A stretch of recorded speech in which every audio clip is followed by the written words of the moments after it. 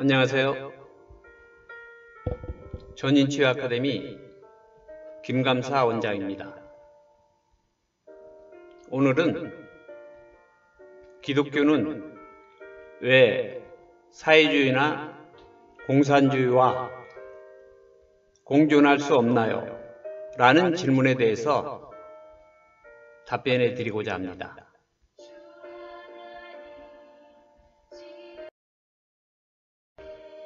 요즘 세상이 너무 흉흉합니다. 많은 국민들이 못 살겠다고 아우성치고 있지만 정부는 마이 동풍입니다. 저는 정치에도 관심 없고 좌파도 아니며 우파도 아닙니다. 좌파이든 우파이든 진정으로 국민을 생각하고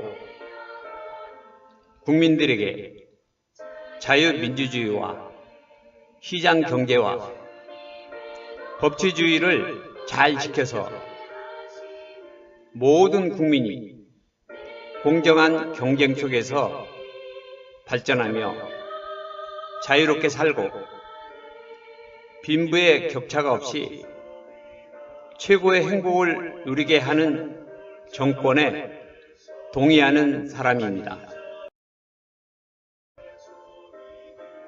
대부분 정권들이 그랬듯이 정권만 잡으면 앵무새처럼 국민이 뽑아주셨으니 국민을 위해서 잘하겠습니다 라고 언론과 방송을 동원하여 온갖 자랑을 합니다.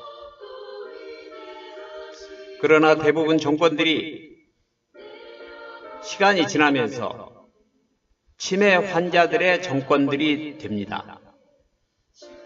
부패 청산, 협치, 소통, 정의, 경제발전, 올바른 정치, 인간 존중, 헌법 준수, 국방, 개인의 발전, 규제개혁, 인사탕평책, 국민통합 등 수많은 공약들은 모두 쓰레기장으로 버려지며 수권 정당과 개인의 사리사욕의 포로가 되고 맙니다. 그동안 대부분 정권들에 의해서 이런 일이 계속 자행되어 왔습니다. 최근 새로운 정부가 들어선 이후에 느끼는 나의 정치 체감 온도가 너무 낮아졌습니다. 나의 정치 체감 온도는 그동안 60평생 이상 수많은 일과 정부를 경험했던 그 동물적인 감각으로 느끼는 지수입니다. 그런데 지금의 정치는 자기들의 이권만 챙기는 정부인 것처럼 보입니다. 촛불 집회할 때는 대부분 사회운동을 한 사람이라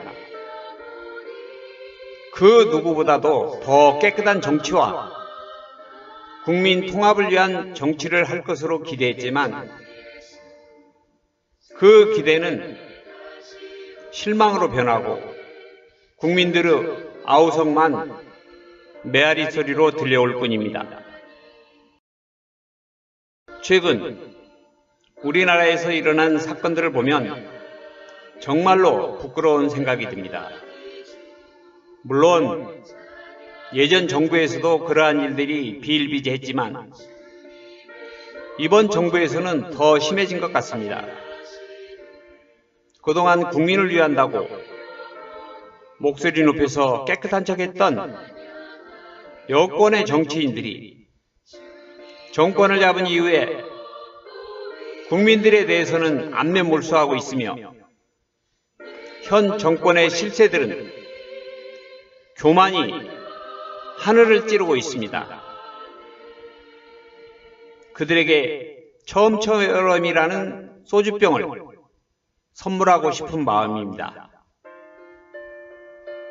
참 기독교인의 한 사람으로 슬픈 현실이 아닐 수 없습니다.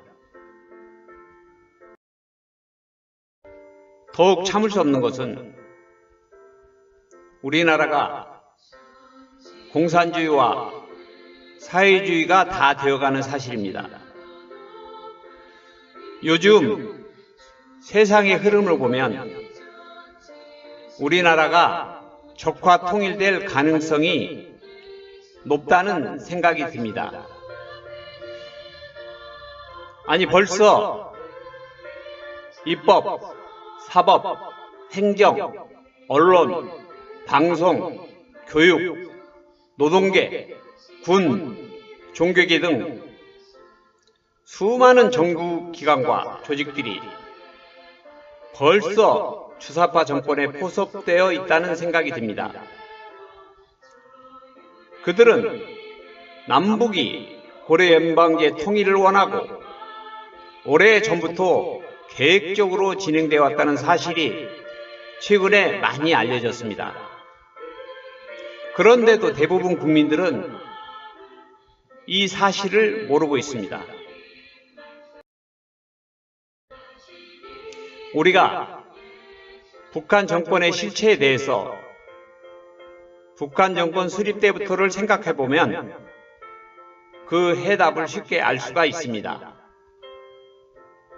북한 정권이 그동안 북한 국민들과 남한 국민들에게 행한 일과 공산주의자들의 인권 문제, 사회평등을 부르짖으면서 자기들만 호의호식하는 차별 정책 등으로 빈부격차는 자본주의보다 더 심하고 정권을 유지시키기 위해서 누구든지 죽이고 또 수많은 북한 엘리트들이 해외로 탈북하며 망명하는 일들이 계속적으로 벌어지고 있는 현재의 역사적인 사실들은 우리에게 북한 정권의 진실을 말해주고 있는 것입니다. 그런데 더 중요한 문제는 기독교가 사회주의와 공산주의와는 공존할 수 없다는 것입니다. 또한 세계적으로 존재하는 많은 공산주의 국가나 사회주의 국가는 자본주의 국가보다 더 잘 사는 나라가 없다는 것입니다. 러시아, 중국, 북한, 아르헨티나, 베네수엘라, 쿠바, 동남아시아 국가 중에서도 베트남, 미얀마, 캄보디, 라오스 등 어느 하나도 잘 사는 국가가 없으며 공산주의와 사회주의의 국가의 대북격인 러시아와 중국도 아주 못 사는 나라에 속합니다. 그리고 그러한 나라들은 대부분 종교를 억압하고 종교의 자유도 없으며 공산당만을 신격화하며 하나님은 부정하고 탄압하고 있습니다. 반면에 유럽과 미국, 일본 등 자본주의 국가들은 종교의 자유가 있으며 유럽에는 빈부격차도 별로 없는 최고로 잘 사는 국가들입니다. 과연 우리가 선택해야 할 국가는 어떤 국가이어야 하나요? 인간 최고의 행복인 하나님을 알고 섬기며 사는 나라를 선택하고 싶지 않습니까? 또한 우리의 자녀들에게도 이러한 나라를 물려줘야 하지 않겠습니까? 지금 현 정권의 실세들은 대부분 남한 정부에 한이 맺혀진 사람들 같습니다. 그 한풀이의 하나로 남한을 적화 통일하려는 것이 아닌가, 아니면 북한 정권의 어떤 꼬투리가 잡혀 있지 않나라는 생각이 듭니다. 그런 것이 아니라면 도대체 눈에 보이는 현실을 외면하고 모두 함께 죽자고 죽음의 구렁텅이로 몰고 가는 현실을 도무지 이해할 수가 없습니다. 통일, 참 좋은 말입니다. 그리고 참 좋은 일입니다. 그러나 우리나라는 지금 통일이 되면 안 됩니다. 통일은 하루아침에 되는 것이 아닙니다. 순서가 있는 것입니다. 음식도 급히 먹으면 체하듯이 조금씩 소화시켜야 됩니다. 또한 그 통일의 전제 조건으로 비핵화가 반드시 필요한 것입니다. 북한이 비핵화를 하지 않으면 결국 남한도 핵을 보유해야만 합니다. 왜냐하면 역사적으로 힘이 균형이 맞지 않으면 반드시 정복당하기 때문입니다. 또한 통일을 위해서는 반드시 국민 합의와 동시에 선 비핵화 후에 통일되어도 전혀 늦지가 않다는 것입니다.